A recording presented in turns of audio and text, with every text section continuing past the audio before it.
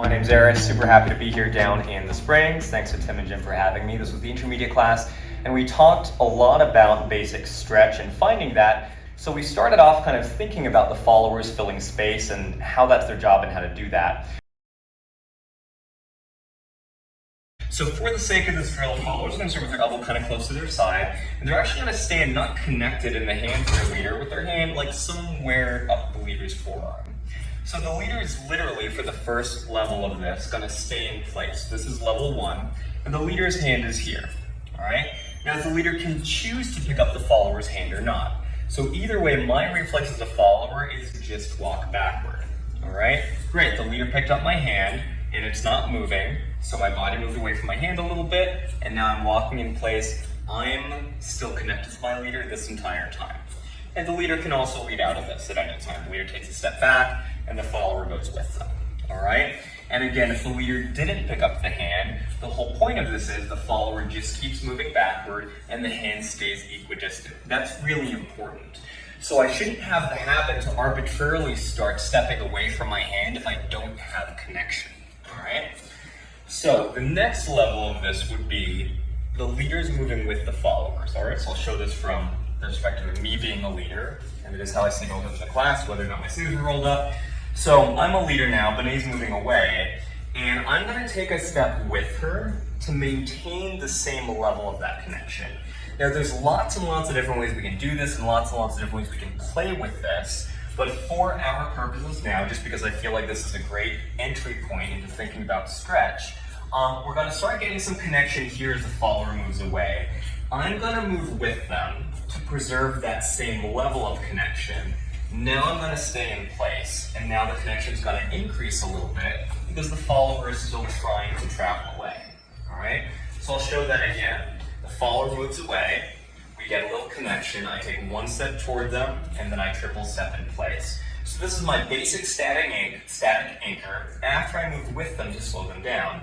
Now, depending on how the follower travels, how much they're pushing with their legs into the floor, things like that, it might be such that we find connection pretty quickly, and I end up getting pulled forward onto this foot. That's great. I love that. Or it might be very, very light, and I just end up traveling with them to preserve that very light level of connection, and it increases later. All right?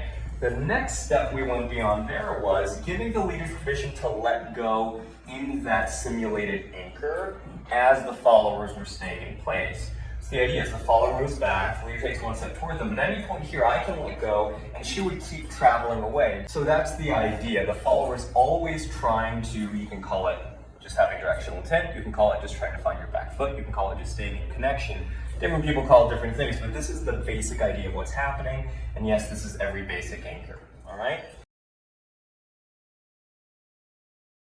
We started putting it into patterns with the basic left side pass, and what I was kind of seeing too was a lot of people were very, very extended in their arms and almost kind of like ring around the rosy in their slot, all right?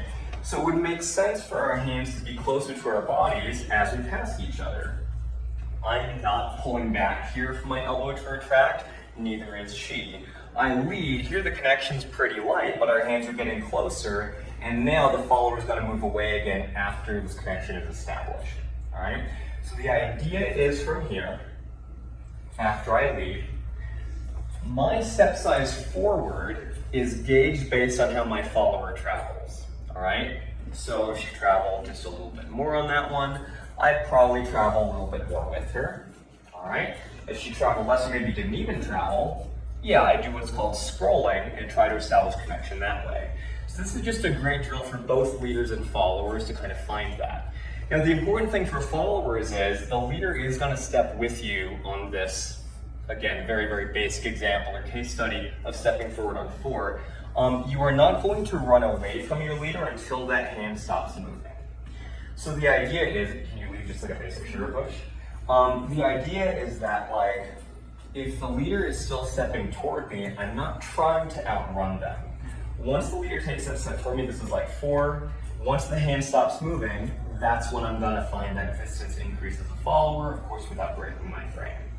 So that was it. I said that the main patterns this would be easy to find with were just a basic left side pass. We go this way on 4, static anchor, we establish connection. basic whip.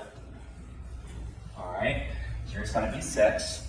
We go with the partner, establish that basic connection, and just an underarm turn. A sugar push is actually a little bit more difficult just because that reversal of direction and change from compression to tension. So is a sugar tuck. Of course, this happens in those places as well, but it is a little bit harder to find if you're just kind of starting off, finding the sensation for the first time.